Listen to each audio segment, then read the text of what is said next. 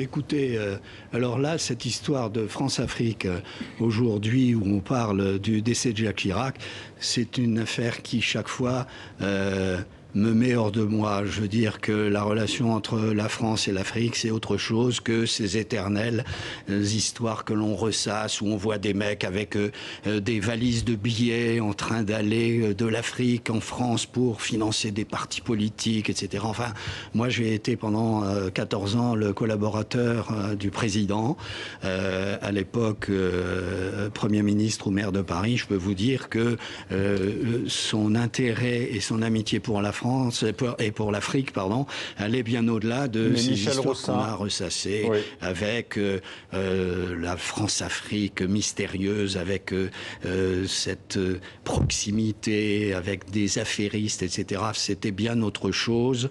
L'amitié entre la France et l'Afrique à l'époque de Jacques Chirac, c'était quelque chose de réel, de bien compris, avec les intérêts préservés des uns et des autres, et avec, comme je l'ai entendu dans un extrait il y a quelques instants, cette volonté de participer au développement de l'Afrique et encourager les investisseurs français à, dans le cadre d'un partenariat bien compris, développer une activité commune en Afrique pour qu'il y ait un véritable développement sur le continent. Michel Roussin, pour vous, ces histoires ressassées. Ces affaires n'existaient pas.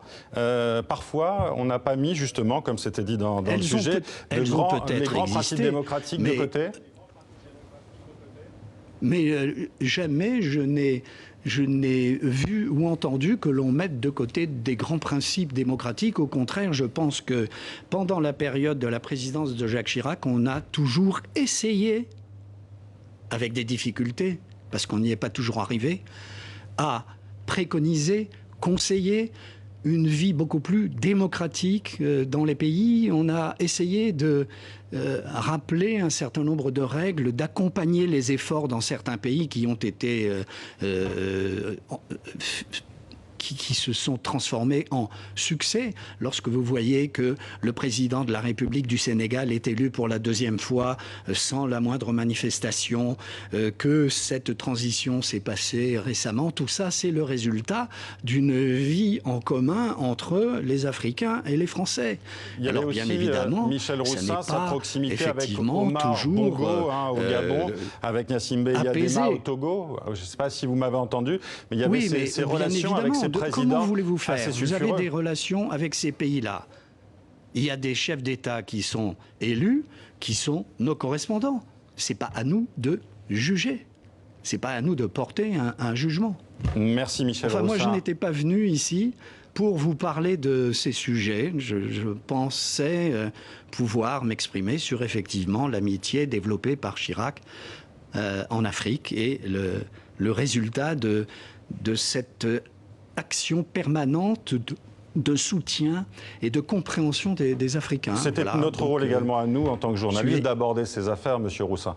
En tout cas, je vous remercie d'avoir été avec nous. Bien sûr, et puis comme ce n'est pas la première fois que vous évoquez ces affaires, c'est quand même un peu redondant. Et au moment où on évoque le départ de ce chef d'État et que vous évoquez la relation entre la France et l'Afrique, il y a autre chose que ces histoires ressassées. Merci Michel Roussin d'avoir été avec nous. Ousmane Diaye de la rédaction Afrique de TV5 Monde. Cette proximité justement de Jacques Chirac avec ses dirigeants africains, est-ce que c'était une manière de garder le précaré français en Afrique initié par le général de Gaulle après les indépendances? Oui, bien sûr. Il faut savoir que Jacques Chirac s'inscrit dans une doctrine, la doctrine Foccart. Cette doctrine était basée... Jacques Foccart, il a été évoqué dans le sujet justement. Jacques Foccart, c'est le penseur et le stratège de la politique africaine de l'après-guerre, sous De Gaulle, puis plus tard sous Chirac. Il est un peu, si on peut dire, celui qui a initié Jacques Chirac dans les arcanes de la politique africaine. Et la doctrine de Foccart, qu'on peut appeler France-Afrique, qu'on peut appeler autrement, la doctrine de Foccart était basée d'abord sur la défense du précaré et des intérêts français. C'est-à-dire les bases militaires, le pétrole et l'accès privilégié aux matières premières. Jacques Chirac s'est inscrit dans cette dynamique, dans cette doctrine Foccart, la mise en œuvre. Il en était l'héritier, il en était le perpétuateur, parce que c'est Jacques Chirac qui ramène, quand il est nommé Premier ministre, Foccart qui était au placard. Et puis, cette politique a été marquée par un mélange de secrets, d'affairisme et de diplomatie parallèle. C'est aussi l'apogée des fameux intermédiaires dont on a vu un des personnages, Robert Bourgi. C'est aussi le Barbouze dont on a beaucoup parlé. Oui, des Barbouzes et le temps béni aussi, il ne faut pas l'oublier, des mercenaires, Bob Denard, Paul Baril, à titre d'exemple. Alors il y a aussi la relation de Jacques Chirac à l'Algérie, Ousmane, une relation forgée dans sa jeunesse puisqu'il a découvert Alger à 15 ans comme mousse, puis à 23 ans comme membre du 6e régiment de chasseurs d'Afrique en pleine guerre d'Algérie. Merci Khaled Drareni d'être en direct avec nous, vous êtes notre correspondant à Alger. Y avait-il une relation spéciale entre Jacques Chirac et l'Algérie ? Une relation très spéciale entre le président Jacques Chirac et l'Algérie. Alors, au début de son mandat, la relation était conflictuelle avec le président Zeroual en pleine année du terrorisme. Aussi l'affaire de l'Airbus, lorsqu'il avait obligé un peu donc cela. Il n'était pas aux commandes, mais il avait une certaine responsabilité. Puis est venue une relation plus apaisée avec le président Abdelaziz Bouteflika et sa visite d'État en 2003 où il avait été acclamé par les Algériens, des Algériens qui ont oublié que c'est lui qui avait imposé le visa en 1986 quand il était Premier ministre. Khaled, comment a-t-on réagi en Algérie après la disparition de Jacques Chirac ?